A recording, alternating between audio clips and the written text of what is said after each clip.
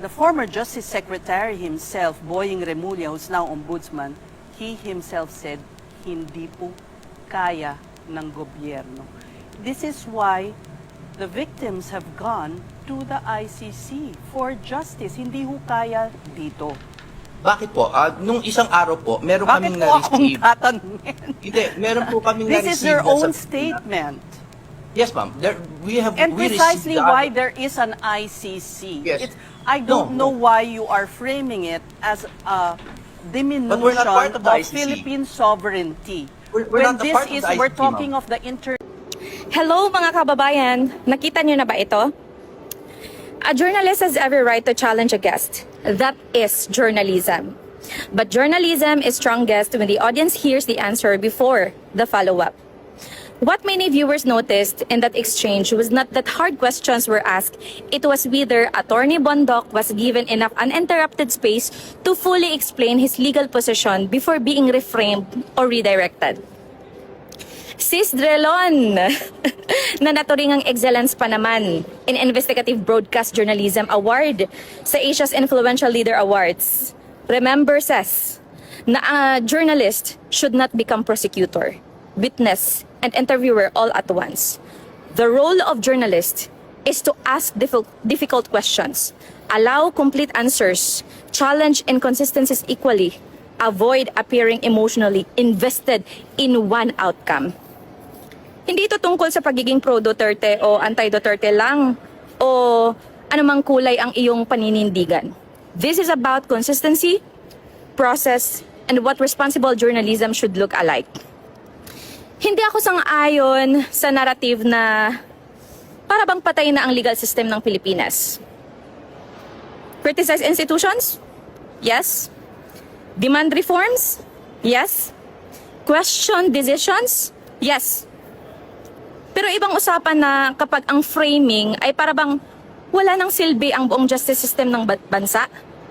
Kasi kung sasabihin natin na hindi na gumagana ang legal system ng Pilipinas, ang tanong, Ses, then bakit may mga korte pa? Bakit may prosecutors? Bakit may ombudsman? Bakit may mga kaso na nanalo at natatalo? Bakit may acquittals, convictions, injunctions, at judicial review? Hindi perfect ang sistema natin, Ses. Pero imperfection is not the same as collapse.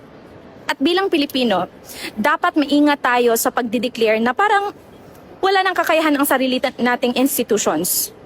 Kaya nung sinabi sa interview na parang hindi kaya dito kaya nagpunta sa international process.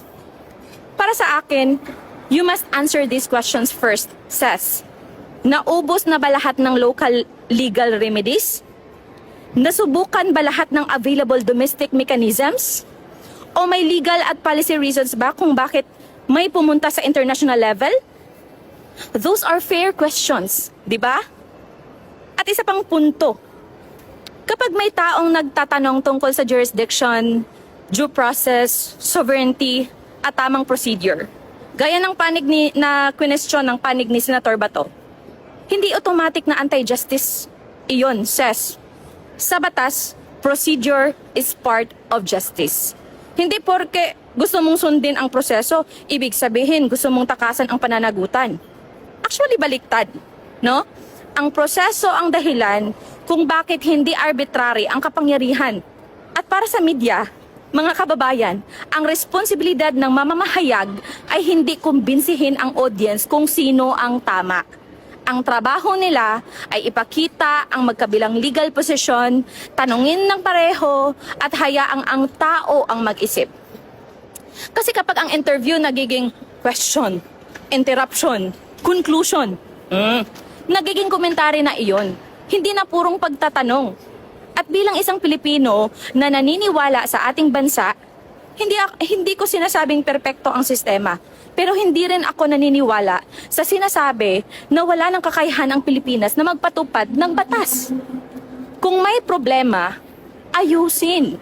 Kung may ebidensya, iharap. Kung may kaso, ilitis. Diba? Pero wag nating agad ideklarang walang kakayahan ang sariling bansa nang hindi dumadaan sa buong proseso. hindi po inutil ang justice system ng Pilipinas. Kayo, payag ba kayo na tawaging inutil ang ating justice system? Please respect justice. Respect institutions. Respect due process. Mga kababayan, mahalaga ang due process at patas na pag-uusap. Hindi ito laban sa media ha. Hindi rin ito paghusga sa puso ng isang mamamahayag. Pero dahil malaki ang impluwensya ng media, mas mataas din ang antas ng responsibilidad.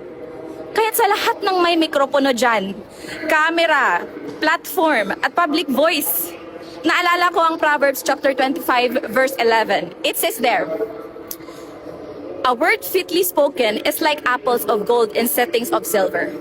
Meaning mga kababayan, hindi lang sinabing word spoken. Ang sabi, word fitly spoken.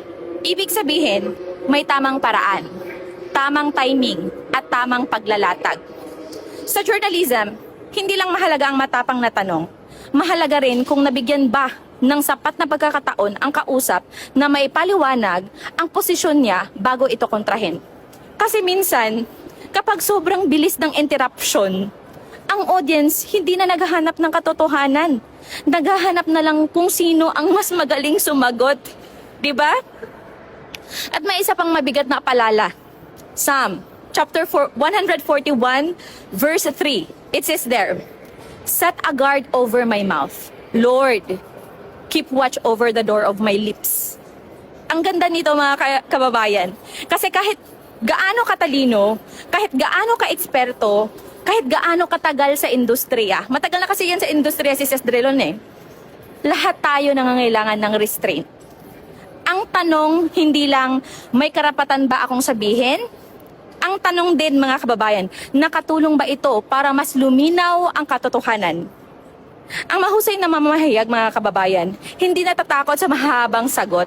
Hindi natatakot sa legal no-ones. Hindi natatakot na marinig ang posisyong hindi niya sinasang-ayunan. Dahil ang confidence sa katotohanan ay hindi nakikita sa dami ng interruptions. Nakikita sa kakayahang hayaang marinig ang buong argumento. Okay? At para rin sa aming mga vloggers at political commentators, pareho ang hamon sa amin. Hindi lang maging malakas, maging makatarungan. Hindi lang magsalita, makinig. Hindi lang manalo sa usapan, kundi tumulong na mas lumapit ang publiko sa katotohanan.